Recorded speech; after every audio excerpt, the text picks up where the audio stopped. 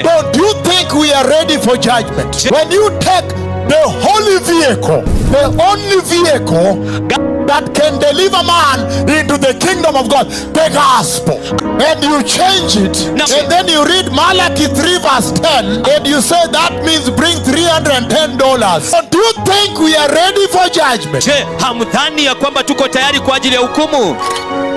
When you create a Bible college, wakati unapotengeza taasisi ya kufundisha Biblia, and gather some young men, na wakusanye wavulana wachanga, and start teaching them, na uanze kuwafundisha, thus says the Lord, thus says the Lord, asemaye Bwana, asemaye Bwana, that now you are training prophets, ya kwamba sasa unawafundisha manabii, and yet we know that only the Lord calls his prophets, na ili hali tunajua ya kwamba ni Bwana peke yake anayewaita manabii wake. Don't you think we are ready for judgment? Je, hamdhani ya kwamba tuko tayari kwa ajili ya hukumu?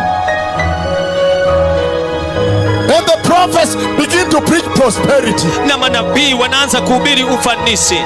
American visa, visa ya Marekani, European visa, visa ya Europa. They say touch it, claim it. Wanasema iguze uidai. My Lord, Mungu wangu, at the time when the Messiah is coming, wakati ambapo Masihi anakuja, and everything must be for preparing the people, na kila kitu inapaswa kuwa kwa ajili ya kuandaa watu. Don't you think we are ready? Je, hamdhani ya kwamba tuko tayari?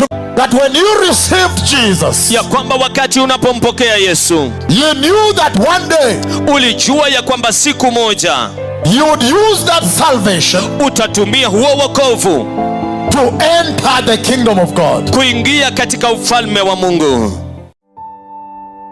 The Lord is saying, Bwana anasema that very soon, ya kwamba hivi karibuni, very soon, hivi karibuni, he is going to take the church. ataenda kulichukua kanisa. Hallelujah. Hallelujah.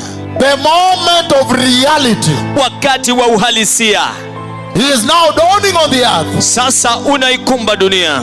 That when you received Jesus, ya kwamba wakati unapompokea Yesu, you knew that one day, ulijua ya kwamba siku moja, you would use that salvation, utatumia huo wokovu to enter the kingdom of God, kuingia katika ufalme wa Mungu.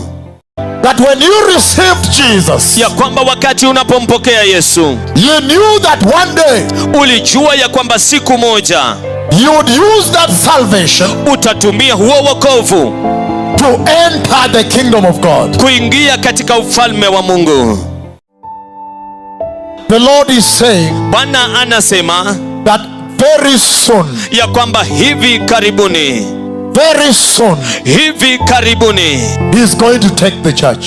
ataenda kulichukua kanisa. Hallelujah. Hallelujah. The moment of reality, wakati wa uhalisia, he is now dawning on the earth. Sasa unaikumba dunia.